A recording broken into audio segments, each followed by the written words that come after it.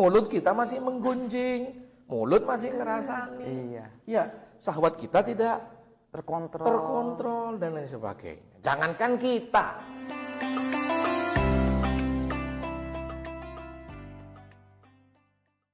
Assalamualaikum warahmatullahi wabarakatuh. Waalaikumsalam Adal warahmatullahi wassalatan amma ba'du. wabarakatuh. Selamat sore, selamat datang di acara Kurma Kuliah Ramadan yang dipersembahkan oleh Media Center IAI Al-Qalam Malang. Oke, pada kali ini saya Muhammad Albab, Prodi AS semester 6 dari Institut Agama Islam Al-Qalam akan menjadi pembawa acara kalian pada kesempatan kali ini. Langsung saja, episode ini kita kedatangan tamu, yaitu seorang akademisi dari wilayah yang terkenal akan desa santrinya. Kita sambut yaitu Haji Bahrul Ulum, SHMPT. Assalamualaikum, Pak. Waalaikumsalam warahmatullahi wabarakatuh. Sehat, Pak? Alhamdulillah. Puasa? Lo. Tetap. Enggak, Pak. Maaf, soalnya sekarang kan gini. Saya di sekitar kita, itu walaupun Ramadan itu rasa-rasanya bukan Ramadan. Banyak selambu bertebaran di pasar, banyak yang nggak puasa. Betul. Gitu. Jadi makanya saya bertanya seperti itu. Baik. Assalamualaikum warahmatullahi wabarakatuh. Teman-teman media center, teman-teman dari pemirsa IAI Al-Qalam yang berbahagia. Jadi puasa itu banyak yang mengartikan bahwa hanya menahan lapar dan dahaga. Hal ini jauh-jauh hari sudah dikritik oleh Rasulullah SAW. Sekitar 1400 tahun lebih yang lalu dalam satu hadisnya yang terkenal, kam min shaimin laisa lahu min syiyamihi illal ju' wal atas. Jadi banyak sekali orang yang puasa, dia itu tidak ada dapat apapun dari puasanya illal ju' wal atas, kecuali lapar dan dahaga saja. Apalagi nggak puasa, Pak. Apalagi nggak puasa, begitu loh. Iya. Apalagi nggak puasa. Maka dari itu yang terpenting dari puasa itu bukan hanya sekedar menahan lapar dan dahaga, tapi juga menahan syahwat, menahan nafsu mulut berbicara jelek dan lain sebagainya. Banyak sekali. Hanya saja yang paling diperlihatkan gitu ya, itu adalah menahan lapar dan dahaganya. Karena tentu puasa ini kan banyak janji manisnya. Salah satunya ya, bahwa Allah menjanjikan ada satu surga yang mana pintunya hanya bisa dimasuki oleh orang yang ahli berpuasa. Nama pintu surganya itu disebut dengan Ar-Royan.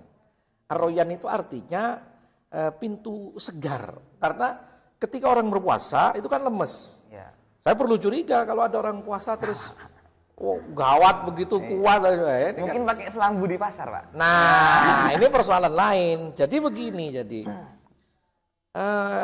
kalau kita melihat komparasi ya dengan negara-negara lain, bahwa terutama di negara-negara Islam itu begitu ketatnya aturan tentang puasa. Bahkan kalau saya lihat di Pakistan ya, itu karena di sana mempraktekkan syariat Islam, apabila diketahui ada orang tidak puasa, maka dicambuk di tempat kan. Nah di Indonesia belum bisa melakukan itu karena kita memang negara yang multi agama. Hanya persoalannya terkadang banyak saudara-saudara teman-teman muslim kita yang sok bergaya, yang agama lain itu. Kalau agama lain memang nggak ada kewajiban puasa kan di bulan Ramadan. Oke, anyway, lakum dinukum waliyadi. Urusan mereka sudah. Ya, yang kita yakini kita lakukan, yang mereka yakini ya silakan mereka lakukan. Hanya saja di satu sisi ini jadi dilema, Mas. Ya, kenapa? Nah, terus terang begini, kalau kemudian orang yang mau berjualan itu dilarang, ada alasan pembelaan mereka tetap berjualan. Mencari makan. Mencari makan dan menjual kepada yang tidak puasa. Iya, berbuat baik. Alasannya berbuat baik. Tapi di sisi lain, apa iya yang makan itu non muslim semua? Iya. Padahal di sini kita mayoritas orang Islam. Nah gitu loh. Jadi seperti lingkaran setan dalam hal ini. Nah, tinggal nanti bagaimana solusinya dari kita. Nah gitu loh. Terutama dari kita, kalangan akademisi, kalangan pesantren, santri, ini harus menyikapi secara bijak. Artinya begini, kalau kita melihat Islam itu sebagai normatif, ya, maka yang terjadi seperti di Pakistan. Tapi kalau Islam itu kita nilai sebagai yang substantif, maka kita masih bisa menerima mereka yang belum menjalankan agama Islam. Toh yang bertanggung jawab di akhirat itu juga kita sendiri. Nafsi-nafsi. Nah, begitu, Iya. begitu. Ini Pak, ada yang saya tanyakan. Jadi artinya begini, bentar. Artinya begini. Kenapa kita harus capek-capek ngurusin kesalahan orang? Iya. Masuk. Bukankah kita sendiri masih terancam dengan puasa kita? Kita hanya dapat lapar dan dahaga saja. Oh iya. Mulut kita masih menggunjing, mulut masih ngerasani. Iya. Ya, syahwat kita tidak Terkontrol. dan lain sebagainya. Jangankan kita. Dulu ada cerita di zaman Rasulullah. Gimana Pak? Nah, ceritanya begini. Jadi wallahu a'lam, ini mantenannya apa enggak, tapi di hadis itu kurang jelas masalah statusnya dia. Tapi yang terjadi adalah, jadi ada seorang sahabat lapor kepada Rasulullah.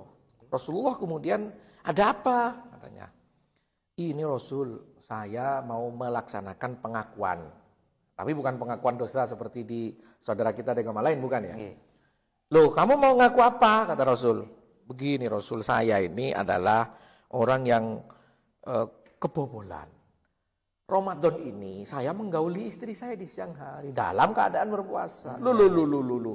Kok bisa begitu? Wong lainnya itu lemes semua. Kamu kok begini? Singkat cerita, ya sudah, kata Rasulullah. Sudah, kalau begitu kau bayar saja kafaratnya. Bebaskan budak. Rasul, aku tidak punya budak. Oh iya, ya sudah. Kalau nggak punya budak, kau laksanakan kafaratnya. Yang kedua, yaitu puasa 2 bulan berturut-turut. Jawab lagi nih si orang tadi. Rasul, lawang Ramadan 1 bulan saja kebobolan, ini suruh nambah 2 bulan. Berturut-turut. Gak kuat aku Rasul, apalagi berturut-turut lagi. 1 bulan aja bobol ini. Gitu. Akhirnya Rasulullah menjawab, ya sudah, kalau begitu kau kasih makan 60 orang miskin. Rasul, aku ini tidak punya makanan sebanyak itu. Karena aku orang miskin. Rasulullah geleng-geleng ngambil mesem-mesem. Iki karepe apa wong model ngene iki. Akhirnya Rasulullah kemudian ambil sekeranjang kurma dari dalam, dibawalah ke hadapan si miskin tadi. Ya sudah sahabat, kau bagi saja ini kepada 60 orang miskin di sekitarmu. Rasul, di desaku ini aku paling miskin. Rasulullah geleng-geleng. Sudah, bawa kau pulang, bawa itu. Makan sendiri. Makan sama keluargamu katanya. Ini sudah melanggar. Ya, Ya, dapat makanan pula gitu. Ya, artinya apa pesan dari cerita ini? Islam itu tidak gawat. Jadi beragama itu harusnya menyenangkan. Maka kalau hari ini saya melihat ada fenomena orang yang dengan Islamnya justru dia semakin beringas. Ini yang diikuti Rasulullah apa Abu Jahal? Begitu kira-kira. Jadi mungkin dari Islam sendiri ya, kita sering lihat. Saya sendiri pengalaman gini Pak, waktu itu kita bermain ke Surabaya, 4 orang ada yang non Muslim di situ. Betul. Pada waktu Ramadan, teman saya alasan masuk angin nggak puasa. Lah, oleh karena itu dia mengajak teman saya yang Kristen, non Muslim, ajak makan. Justru dia dengan PD-nya ngajak, tapi yang non Muslim malah gini, maaf ada yang puasa jangan sekarang, nanti aja gitu.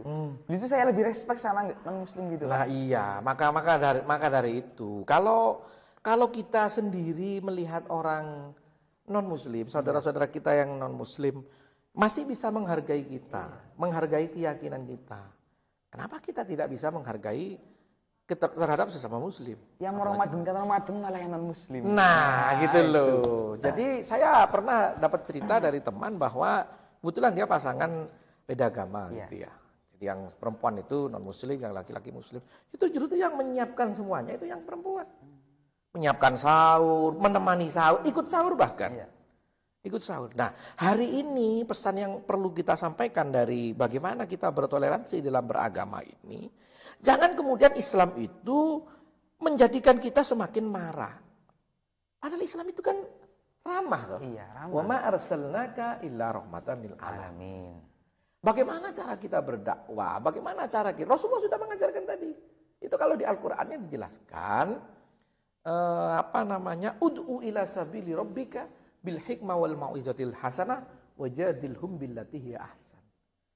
Jadi kalau kita mengajak orang, kita itu berdakwah kepada orang, itu harus dengan cara bil hikmah, dengan cara yang bijaksana, wal mau'izatil hasanah, dengan nasihat-nasihat yang baik. Kalau mereka tidak mau dan mereka mengengkel, maksa, wajadilhum billati hiya ahsan. Dengan cara berdebat yang baik saja, berdialog yang baik. Ini tetap gak gelem, ya wis toh. Nah begitu. Memang Allah butuh disembah, Pak. Saya tanya sekarang. Ayo coba. Kira-kira Gusti Allah itu kalau disembah, dia semakin kuat kekuasaannya. Atau kalau Gusti Allah itu disembah semuanya, dia jadi Allah semakin hebat. Atau nggak ada satupun yang menyembah Allah. Memangnya Allah gagal jadi Tuhan? Tidak kan? Enggak, Pak. Nah maka dari itu, kok kita jadi gawat banget toh beragama itu. Kayak gitu loh. Iya. Begitu. Tapi yang unik sih, itu saya lihat gini, Pak. Kalau yang saya lihat sekitar sekarang ya, akhir-akhir ini, mungkin beda dengan zaman jenengan. Iya. Saya bisa melihat Islam di seorang non-Muslim, tapi saya nggak bisa melihat Islam di seorang Muslim. Betul. Untuk saat ini, Pak. Betul. Saya bisa berbicara seperti itu karena ada. Betul. Dosen saya pernah cerita, ketika saya masih di Pasca itu, dosen saya cerita begini. Ketika di Amerika, ada orang Amerika asli, ya, masuk Islam. Karena mungkin mereka ekonominya lebih enak ya. Jadi mudah saja dia mau naik haji. Kemudian dia beberapa bulan kemudian punya rencana naik haji. Sama dosen saya ditegur, "Hei, jangan naik haji dulu sekarang," katanya. "Loh, kenapa? Kau tidak akan..." Karena mualafnya itu. Sama dosen saya, dosen saya kebetulan kuliah di Amerika gitu. Jadi mualafnya mau bilang naik haji, jangan sekarang dulu. Kuatkan dulu Islammu, baru nanti kau haji. Loh, kenapa? Bukankah haji itu memang rukun Islam yang kelima? Beginilah macam-macam lah sesuai ajarannya, penyempurna agama dan sebagainya. Iya betul. Tapi kau susah nemukan Islam di Arab Saudi. Loh kenapa? Katanya. Akhirnya saya cerita aja dengan ketawa kata dosen saya. Jangankan Islam itu jauh dari Masjidil Haram. Di depan Ka'bah pun mereka sanggup untuk sikut-sikutan dalam rangka rebutan nyium Hajar Aswad. Coba piye? Di depan rumah Allah pun loh mereka saling sikut. Tawur. Saya juga mengalami waktu itu. Saya doakan saja, Pak, biar bisa. Iya, semoga semua bisa ke sana. Tapi artinya pesannya begini. Bukan berarti agama kita jelek. Kita yang belum bisa mengamalkan agama itu secara baik. Di beberapa negara maju, saya dengar itu, bahwa koran itu jarang. Dulu ya, belum ada medsos kayak sekarang. Dulu masih koran gitu ya. Itu jarang yang namanya koran itu terus dijual ecer, di lampu merah kayak di sini. Tidak ada. Jadi koran itu memang ada setan khusus, kemudian ditaruh tempat, korannya ditumpuk, di sebelahnya laci uang, entah omplung atau apa gitu ya, kaleng atau... Itu pagi ditaruh, sore diambil, korannya habis, uangnya penuh, sesuai harganya. Nah di Indonesia coba begitu. Wah. Bukan hanya koran dan omplungnya hilang, sak wadah-wadahnya hilang itu. Dijual kiloan itu. Rombengan, pasukan rombeng beraksi, Pak. Dijual berambang itu kan begitu. Indonesia yang sulit, Pak, memang, Pak. Aduh. Ya karena bukan ajaran Islamnya yang salah. Tapi pola perilaku budaya kita yang harus kita benahi. Contoh budaya antri. Beberapa hari yang lalu kita melihat bagaimana ada mobil tidak mau memberikan jalan terhadap ambulan. Padahal ambulan ini nyata-nyata sedang akan mengantarkan ibu hamil yang sudah mau lahiran. Bayangkan coba. Betapa, gimana ya, saya mau ngomong apa ya. Biadab. Itu ya, biadab lah ya. Biadab dalam tanda kutip. Kan aneh. Itu hanya terjadi di negeri plus 62 ini. Kira-kira begitu. Nah itu faktornya apa aja, Pak ya? Jadi mulai dari budaya atau apa yang sehingga bisa mereka itu enggak, walaupun kan kita ada 12 bulan kan. Betul. 1 bulan Ramadan aja kok nggak bisa nahan. Ya faktornya apa aja nggak bisa merobadonkan Ramadan. Apalagi nggak Ramadan. Iya. Nah gitu ya. Apalagi nggak Ramadan. Kira-kira menurut jenengan apa? Pertama ada beberapa faktor. Jadi Sayyidina Ali itu pernah menyampaikan kata-kata mutiara. Ada sebagian mengatakan itu hadis, tapi setelah diteliti itu asar dawuhnya sahabat. Dalam hal ini Sayyidina Ali karramallahu wajhah dia berdawuh begini. Akadal faqru ayyakuna kufran. Hampir-hampir setiap kefakiran itu menyebabkan kekufuran. Iya.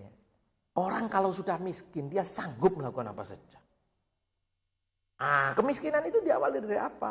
Dari rendahnya kualitas pendidikan.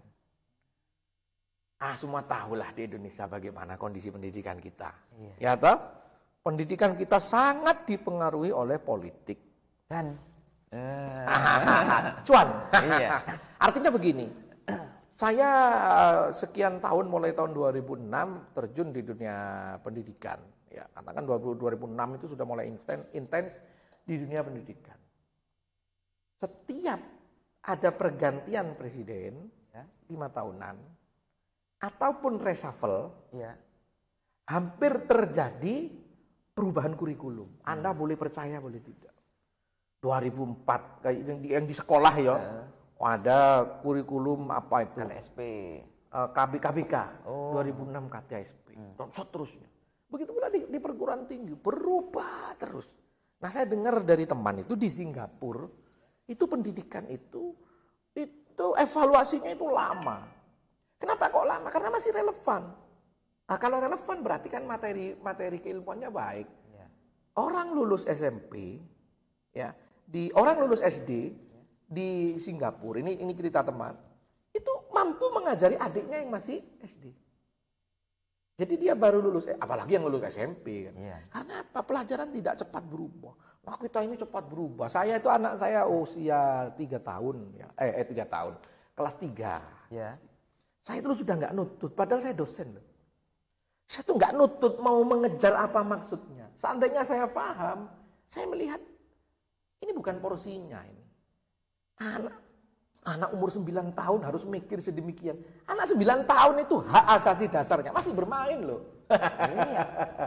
Dipaksa harus pakai logika begini. Hots juga ada. Waduh, ngeri itu. Harus dipaksa untuk mikir loh, anak segitu loh, suruh mikir. Saya khawatir itu akan dewasa sebelum waktunya, kan bahaya. Iya. Generasi kita. Nanti yang salah siapa? Nah, Ya, orang tua disalahkan. Itulah. Jadi seperti ada lingkaran setan yang harus diurai di Indonesia ini agar budaya itu bisa berubah. Kalau kemudian orang itu kenapa buang sampah? Karena kita tidak punya keyakinan bahwa kebersihan itu penting. Padahal agama Islam mengajarkan kebersihan itu bukan hanya itu, tapi an-nadzafatu minal iman. Jadi kebersihan itu bukan semata-mata medis loh, bagian dari iman. Iya. Pasti tidak sempurna imannya lek wong kopros. Kan gitu. Iya. Mafhum mukhalafahnya kan begitu. Begitu loh. Berarti Indonesia itu merindukan orang yang pintar, Pak, cerdas. Iya kan? Iya pastilah, kira-kira begitu. Iya. Saya tahun ketika perang Teluk. Iya. Saya kira ini menjadi bukan hanya Indonesia ya, menjadi masalah umat Islam global. Ketika perang Teluk tahun 90-an, tahun 91 dan sebagainya. Itu kan ada Arab Saudi yang termasuk menginvasi itu, ikut-ikut menginvasi. Royok Irak itu. Anda boleh percaya, boleh tidak. Satu pun tidak ada pilot yang dimiliki oleh orang Saudi asli. Jadi negara Saudi tidak satu pun punya pilot pesawat tempur. Semuanya orang Amerika. Bayangkan kalau cuma mau membelot, hancur itu Saudi. Mau nyerang Irak, baliklah nyerang Saudi. Satu pun. Betapa rendahnya kualitas SDM kita. Ini masalah global. Berarti memang Islam sendiri yang butuh memang yang merindukan orang-orang seperti itu. Betul. Hari ini kalau kita lihat kebangkitan itu baru Iran tuh yang cepat sekali kemajuannya. Turki juga mungkin. Turki yang setelah Iran dulu kan. Turki baru-baru ini aja setelah Erdogan ini. Indonesia di mana posisinya? Hah? Puasanya masih nggak puasa. Kita masih ribut sama kampret dan cebong. Masih ribut 0102. Sampai kapan gitu? Padahal udah lewat. Nah, belum lagi umat Islam. Selain politik, masih lagi diributkan dengan masalah-masalah furu'iyah yang jadul. Iki traweh 20 apa 8. Yo, iki adzan Jumatan iki pisan apa pindho? Iya. Iki masjid ono bedhog apa ndak? Ini kunut apa ndak? Kalau dulu geger dulu. Bener, zaman saya masih kecil tuh geger masalah begitu. Jadi yang kunut itu dibilang bid'ah oleh yang enggak kunut. Yang enggak kunut itu dibilang pemalas oleh yang kunut. Hari ini sudah rodok sepi urusan kunut itu karena sama-sama enggak sembahyang subuh. Parah hari ini. Aduh, luput Pak. Saya perlu menekankan begini. Agama lain, maaf harus saya sebut, di agama Kristen, mereka bisa mencapai puncak kemajuan ketika mereka mengatakan Tuhan sudah meninggal, Tuhan sudah mati, ya, God is dead, gitu ya. Kemudian bangkitlah itu. ada Renaissance. Artinya ketika mereka meninggalkan gereja, mereka beralih kepada value free dalam hal sains, ya mereka itu bebas nilai, mereka sampai maju. Sebaliknya di Islam, semakin meninggalkan agamanya, semakin kacau. Hari ini kita lihat bagaimana kebangkitan umat Islam itu justru di negara-negara yang agama Islamnya kuat. Iran, walaupun dari segi alirannya beda. Aliran beda lah dengan kita. Tapi anyway mereka tetap masih girohnya kuat. Girohnya kuat. Turki, Pakistan, jangan salah, Pakistan jauh lebih cepat dari kita perkembangan Pakistan itu. Brunei juga. Brunei, walaupun dari segi teknologi masih agak ketinggalan, dengan kekayaannya bisa mengejar. Nah Indonesia di mana masih ribut kunut kayak gitu. Hello, kan begitu ya? Iya Pak. Sulit. Dan mungkin langkah konkretnya apa kira-kira bisa membuat Indonesia lebih maju dan juga lebih bisa menghargai Islam sendiri? Saya menyampaikan beberapa kali di kelas itu, ya, termasuk ketika saya diundang pengajian, gitu ada komunitas jamaah-jamaah itu saya sampaikan. Salah satu hal yang membuat Indonesia tetap terpuruk hari ini dengan status sebagai umat Islam terbanyak dalam satu negara. Umat Islam terbanyak di dunia. Kita ini sudah 200 lebih. Tapi sebentar lagi kita bisa disalib oleh Pakistan. Pakistan itu sudah hampir 200 umat Islamnya. 200 juga? Hampir 200. Nah kita kan 270, tapi yang Islam kan 200 sekian gitu. Yang Islam tok yang dia itu. Tapi kenapa kok kita itu masuk dalam gambaran Rasulullah kazabatil bahri? Kita itu seperti buih di lautan, terombang ambing ke sana kemari. Gak guna. Memalukan lah kita itu. Jadi orang Islam di Indonesia itu memalukan. Kenapa kok begitu? Ya. Pertama saya sampaikan di beberapa kesempatan perkuliahan itu. Hari ini masih ada stigma diferensiasi. Pembedaan di antara ilmu-ilmu. Hari ini mungkin kamu masih dengar sering di telingamu mendengar orang tua tetangga kamu. Orang kalau sekolah SMA maka dia diarahkan menjadi kedonyan. Orang kalau ke pondok ke pesantren maka dia diarahkan jadi ustadz dan kere. Masih ada enggak begitu? Iya. Ketinggalan zaman, kumuh, sarungan. Saya paling nggak setuju itu. Betul sampai hari ini saya nggak setuju. Anda boleh percaya, boleh tidak. Ini adalah warisan dari kolonialisme Belanda. Hanya di Indonesia saja ada stigma dibedakan bahwa kalau ke pendidikan pesantren itu akhirat arahnya. Kalau pendidikan umum, kurikulum lah, entah itu aliyah, MTS, SMP, SMA, SMK, maka itu seakan-akan dia tidak beragama. Itu nyotok urusannya. Ini permainan sebetulnya. Padahal yang benar, Anda boleh percaya, boleh tidak. Yang benar, ilmu itu tidak dibedakan. Semuanya dari Allah. Hatta ilmu sihir sekalipun. Siapa yang mengutus Harut Marut itu? Di dalam surat Al-Baqarah dijelaskan. Yang mengutus Harut Marut itu siapa? Setan tak? Allah. Ilmu sihir sekalipun itu dari Allah. Kenapa kita kok kemudian membedakan? Ada ilmu dunia, ilmu akhirat. Memang iya, yang belajar agama mesti husnul khotimah. Memang iya, yang paham matematika dia pasti masuk neraka. Enggak, Pak. Ini adalah jebakan Batman dan masih efektif sampai hari ini. Selama stigma ini belum hilang. Ya. Termasuk saya yang sudah hilang, alhamdulillah. Saya sudah tercerahkan saya itu dalam hal memandang ilmu. Semuanya dari Allah, semuanya penting. Iya. Ya. Jangan dikira santri terus gembel. Ya. Jangan dikira loh santri sarungan itu terus kemudian dia lebih melara. Kata siapa? Saya pakai sarung BHS ini lebih mahal dari celana itu. Sekarang Shopee, Pak. Berjuta-juta sekarang harganya. Jangan dikira. Ini hanya style saja. Ya. Iya. Jadi saya biasa saja. Kadang saya masuk mall, sarungan. Kenapa harus takut? Memangnya yang celana pasti beli? Nggak mesti, Pak. Nggak mesti. Yang bisa beli itu ada uang di kantong apa enggak? Ada niat beli apa enggak? Kan itu yang bisa jadi beli atau tidak. Jadi selama pendidikan kita ini masih dianggap seperti itu tadi. Satunya centang perenang, satunya ini dunia, satunya akhirat dibilang. Jangan harap Indonesia akan maju. Tapi memang itu, Pak. Kan saya juga mengajar kan. Itu anak-anak sekelas MTS-an itu juga bilang gini. Mas, saya nggak bisa ilmu agama, mohon gimana. Jadi mereka ada ilmu agama, ilmu umum. Iya. Walaupun Kita ini sudah ratusan tahun loh dijajah oleh Belanda itu. Bekas. Jadi Belanda itu ingin menjadikan kita itu sekuler. Tapi gagal, alhamdulillah karena ada NU kan.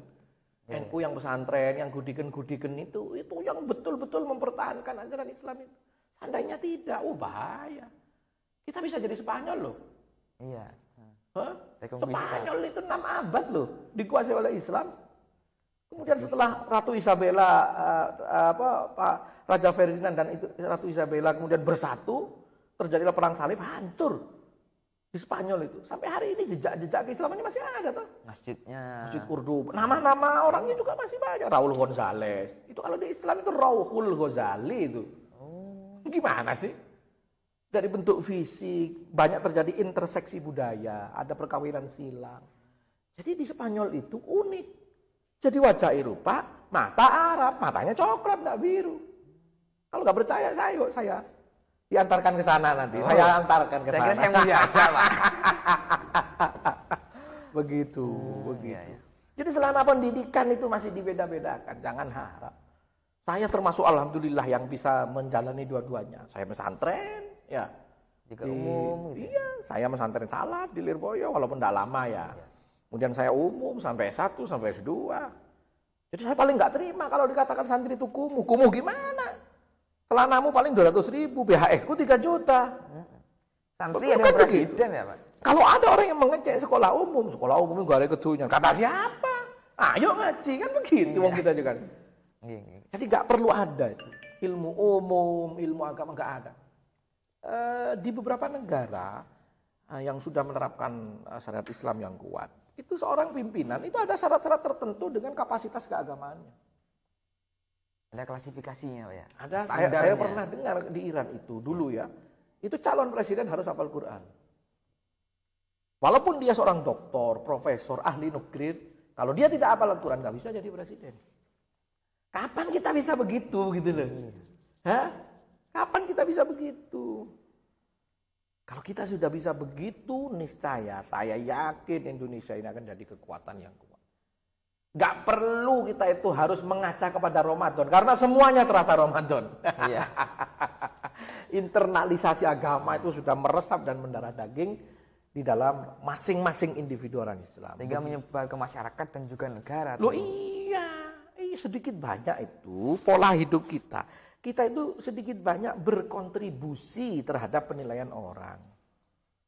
Gak perlu kita menggembar-gemborkan kita orang hebat, kita orang pinter, kita orang kaya.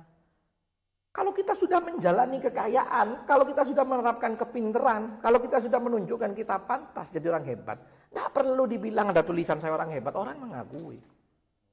Begitu loh kira-kira. Kira-kira begitu. Jadi tidak lagi kita itu menjadi kaum konsumen. Produsen juga. Loh iya, dengan adanya Ramadan ini jadi momentum. Oh, selain kita bisa merasakan bagaimana susahnya orang tidak punya. Kalau kita itu tidak punya itu, artinya tidak punya itu tidak makan, ya. Rasanya seperti orang tidak punya. Itu kan mulai dari 4:30 atau jam 4 berapa itu ya, sampai 5:30 selesai. Bagaimana dengan orang fakir miskin? Sepanjang hayatnya dia itu melarat. Kita hanya untuk merasakan dalam 1 bulan saja loh. Agak kuat, Kita agak kuat. Sik kober manus lambu. Wih, poso-poso mangan. Tutup, gak sopan iki. Poso wis tutup, cak ST kan gitu. Aduh, eceran, Pak. Aduh, bahaya itu, Pak. Begitu. Jadi memang langkahnya itu adalah kita memperdalam iman itu sendiri, memperkenalkan pendidikan yang lebih luas juga. Betul. Jadi semakin kita menguatkan iman kita, dan semakin, tadi itu kuncinya menurut saya loh ya, menurut saya. Orang boleh berbeda. Pendidikan itu nggak perlu ada polarisasi lagi, nggak perlu ada pembedaan, penyekatan. Saya itu senang sekali ya. Kalau ada seorang insinyur suaranya bagus, Qurannya bagus, bisa baca kitab, misalkan. Kon ngimami oke, ngelas iyo kan begitu. Naik listrik dua-duanya dapat. Inilah kemudian pesan real ya, pesan orsinil dari Rasulullah itu sebetulnya ini. Apa itu? I'mal lidunyaka ka'annaka ta'ishu abada. Wa'mal li akhiratika ka'annaka tamutu ghadan. Bekerjalah untuk duniamu seakan-akan engkau hidup selamanya. Dan bekerjalah untuk akhiratmu seakan-akan kau mati besok. Jadi ada balancing di sini, ada keseimbangan. Waktunya kerja, wes. Apapun dilakukan yang penting halal. Tapi waktunya sholat, dia ketakutan. Tinggal rumah. Wah, kalau sudah seperti itu aman. Sepeda di parkir gak usah dikunci, itu aman. Saya justru malah heran saudara-saudara saya di Bali. Kenapa, Pak? Di Bali itu jarang itu. Parkir. Dikunci, setir itu jarang itu. Jadi orang parkir di depan rumahnya, di halamannya, kadang kuncinya nempel. Gak ada ceritanya hilang, itu biasa-biasa saja. Kalau kita sudah dikunci aja dijebol, lawang digembok sama bannya dikasih apa? Ya itu kunci, ya. Oh, kunci besi yang kini, ya diangkut dia dari pickup. Itu kita. Dan tidak perlu menuduh agama lain. Kebanyakan pelakunya kita sendiri, orang-orang Islam gitu loh. Jadi dengan momentum Ramadan ini, kalau kita sudah bisa menjalankan Islam secara baik, maka la farqa baina Ramadan wa ghairi. Tidak ada bedanya antara Ramadan dengan yang lainnya. Semuanya terasa Ramadan. Karena dia bermunajat kepada Allah. Zikirnya itu tidak harus la ilaha illallah Muhammadur Rasulullah subhanallah. Tidak hanya itu zikirnya. Tingkah lakunya berarti. Tingkah lakunya ketika berdagang, dia tidak melakukan wailun lil mutaffifin. Tidak mengurangi timbangan kalau lagi jual dan tidak minta tambahan banyak kalau lagi beli. Biasa-biasa saja. Kalau 1 kilo, 1 kilo. Itu zikir, jangan dikira enggak zikir. Dari hati, Pak. Dari hati. Makanya kata Rasulullah, lisanul hal afsahu min lisanil maqal. Perbuatan itu jauh lebih menjelaskan daripada perkataan. Nah, begitu kira-kira. Tapi satu lagi, Pak. Mungkin yang jadi berat itu gini. Alasan semua orang rata toleransi. Itu. Saya berpetani. Kipu di hati saya sendiri. Tentu begini. Toleransi itu sebatas tidak menabrak frame akidah, keyakinan terdalam. Saya kira it's okay. Dia itu nggak puasa kayaknya toleransi aku sakit itu masuk angin minta nggak puasa atau apa nggak puasa gitu. Jadi macam-macam ya, macam-macam kita melihat orang itu. Kadang ada orang itu sukanya hilatul hukmi, merekayasa hukum. Ya. Ada yang boleh, ada yang tidak, merekayasa hukum itu. Tapi yang dimaksud dengan toleransi itu bukan berarti terus kita seenaknya saja. Ya. Jadi kalau ada orang jual ada orang jualan makanan di siang hari bulan Ramadan, yang kita perbaiki bukan orangnya itu. Sudahlah kita saja yang kita perbaiki. Memang setan itu kan macam-macam tampilannya. Jadi kata Rasulullah di bulan Ramadan itu setan itu dibelenggu. Memang setannya dibelenggu, tapi manusianya yang jadi setan ketika Ramadan. Penggantinya. Cadangannya. Oh iya. Jadi kalau kita sudah seperti itu, insya Allah. Mungkin cukup, Pak. Terima kasih atas kehadirannya. Sama-sama. Terima kasih. Sama-sama. Oke, terima kasih. Itu saja dari kami tentang episode meramadankan seluruh Ramadan. Hadani Allah wa yakum. Wassalamualaikum warahmatullahi wabarakatuh. Waalaikumsalam warahmatullahi wabarakatuh.